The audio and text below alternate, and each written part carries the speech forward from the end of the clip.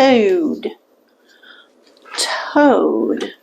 Okay, so here we've got a nice picture, color picture of the actual card. And it says, the amphibious toad begins its life in the water as a tadpole, then transforms to become a creature of land. This speaks deeply to the toad's connection to adaptability, regeneration, and of course, transformation. These blessings have made the toad a symbol of fertility, wealth, and fortune in many cultures. However, its uncanny ability to camouflage itself with a warty appearance has earned the toad a reputation for being a familiar spirit of witches and a keeper of secrets. So the messages would be, it's time to play a game of hide and seek. Be a master of camouflage in your search for the truth. But don't stay in disguise for too long or you may lose your way. The wind is really blowing, howling out there. Also, you've reached a crossroads that seems difficult, but you're capable of weathering the storm and choosing the right direction. Take a chance on something that may seem unlikely to you. Fortune will reveal herself to you. So that is an example of a card and what the book has to say about it. I pulled out a couple of favorites that just stood out at me. Green eyes, heart, arrow. I just like the art of it. There's no grand revelation. And I always like the star because that is my birth card. Usually, most of the time, artists really do the star justice. Every once in a while, I will not like a star, but I like this. I like that ethereal atmosphere.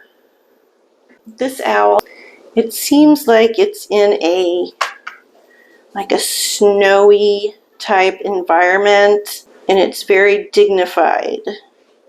He looks very dignified.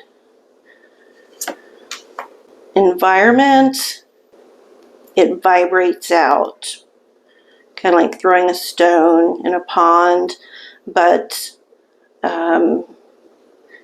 with energy in an environment, you don't see that. Most people don't see that. They may feel it, but it shows the vibration to me in the energy of an environment. This just looks so cute, right? It reminds me of Ragnarok, the movie, the tree. Oh, I've got it on my desk, but it's holding up a picture, so I can't show it to you. But you know what I mean. The tree and then the little tree. And who doesn't like a labyrinth, right? And then in the very middle, the eye of Horus, or the third eye. And it's Gateway, entitled Gateway. But where is the center? Where are you going to in this gateway? And that is encompassing a lot. That third eye encompasses a lot anywhere, right? The Bones card, it reminds me of a Nine of Swords card.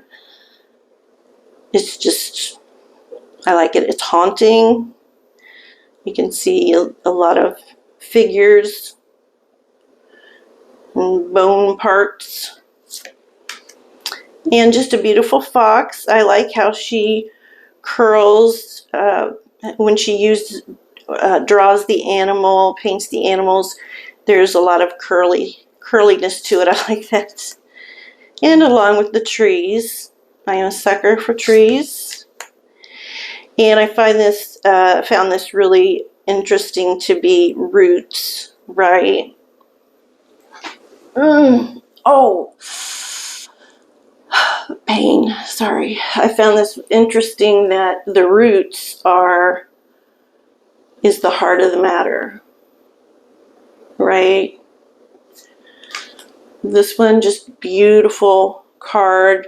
This looks like a magical entrance or something magical, or it speaks to magic within the forest, and the darkness and the light. Cedars like that. Ocean, beautiful.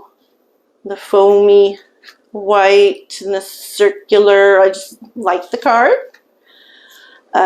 Just liked the thought of it and the remoteness, and this kind of spoke to me as like energy, spirits past. I love bees. Love bees. And fiber. I thought that's interesting.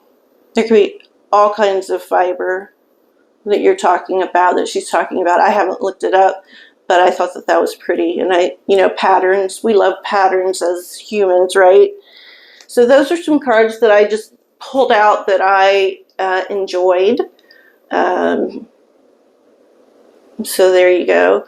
And definitely the shuffle. You know what it means to me to have a good shuffler, because it's a stress reducer for me. It's meditative, and if I get a good shuffler, boy, I remember that. And sometimes I will not use a deck if it is not a good shuffler. Like Neo Rider, is that what it is?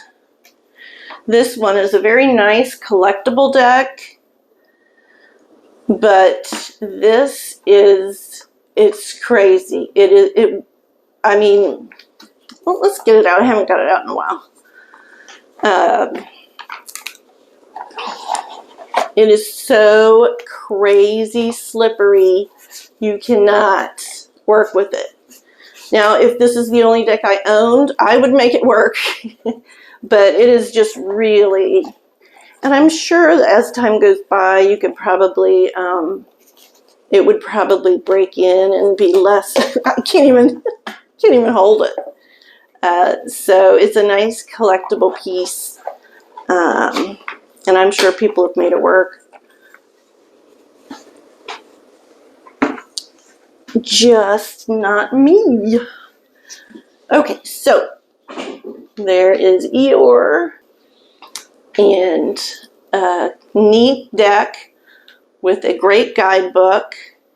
So if you're able to afford it and this looks like something you might like,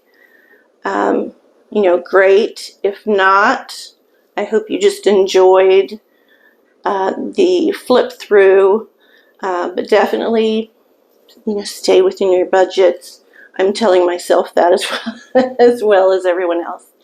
So thank you so much for joining me today, and please, stay safe and happy and healthy, and be kind to yourself and each other. And until next time, this is Lori Tries Life. Bye-bye.